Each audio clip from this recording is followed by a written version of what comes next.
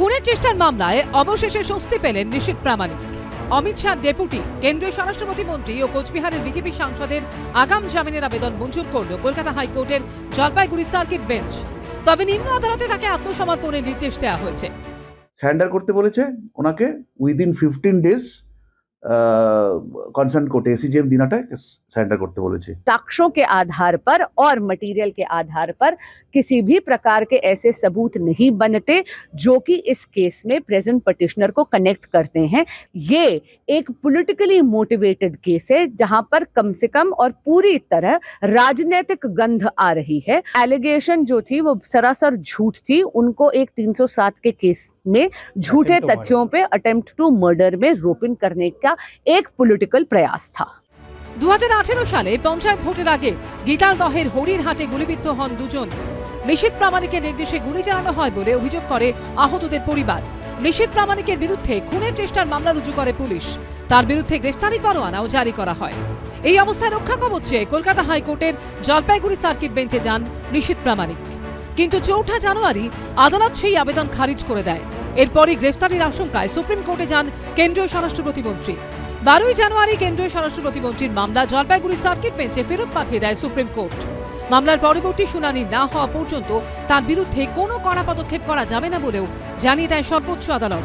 এই দিন ওই মামলার শুনানিতে নিশীথ প্রামাণিকের আগাম জামিন মঞ্জুর করে 15 দিনের মধ্যে দিনহাটা আদালতে আত্মসমর্পণ করতে নির্দেশ দিয়েছে জলপাইগুড়ি সার্কিট বেঞ্চ।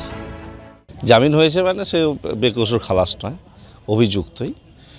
সেটা আইনি প্রসেস সেটা চলবে। তবে তার বিরুদ্ধে বহু অপরাধ, যে অপরাধগুলো খুনের চেষ্টা, তো একজন পার্লামেন্টেরিয়ান পলিটিক্যাল কোনো আসপেক্টসে মামলাগুলো নয়, মামলাগুলো তার ব্যক্তিগত স্তরে। স্বাভাবিকভাবে সেটা নিয়ে জনমানসে একটা ক্ষোভ রয়েছে।